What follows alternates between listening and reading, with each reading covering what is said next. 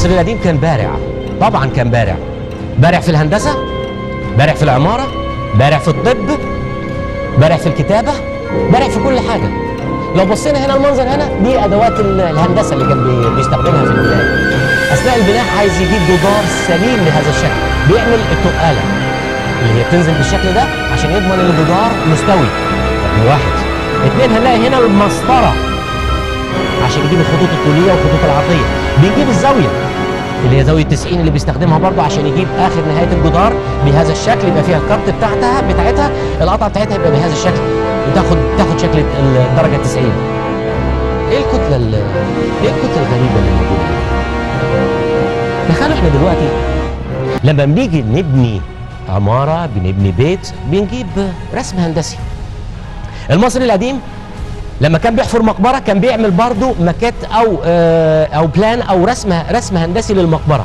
لو بصينا هنا احد المقابر الموجوده في وادي الملوك وهو بيمثل لنا بقى الشكل هنا الجميل بتاعها، عباره عن ايه؟ عباره عن السلالم وهي نازله، نبص للظل صباعي كده، السلالم هي نازله، ثم المقبره من الداخل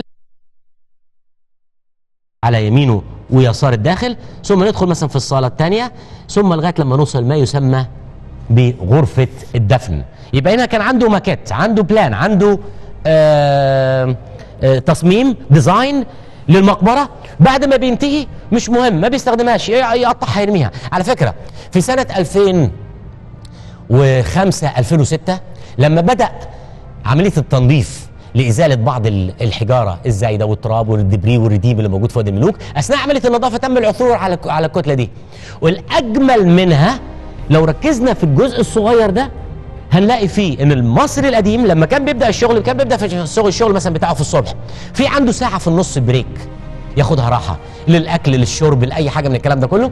فهو قاعد بعض احيان، عارف لما يقول يموت الزمار وصباعه بيلعب، يموت الرسام وايده بترسم، حاجه زي كده. فالمهم هو قاعد في الساعه بتاعته راح جايب كتله حجريه من حجر جيري من المنطقه نفسها، وراح راسم عليها العمل داخل المقبره كان بيتم ازاي. ودي من اهم القطع اللي تم العثور عليها بطريق الصدفه.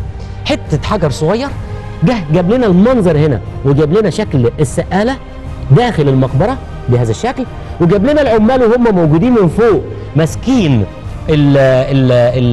الهاند اكس بتاعتهم او البلطه اليدويه، وهم بيقطعوا من سقف عشان يفتحوا المقبره، وتحته العمال وهم شايلين الرديم وطالعين خارج المقبره.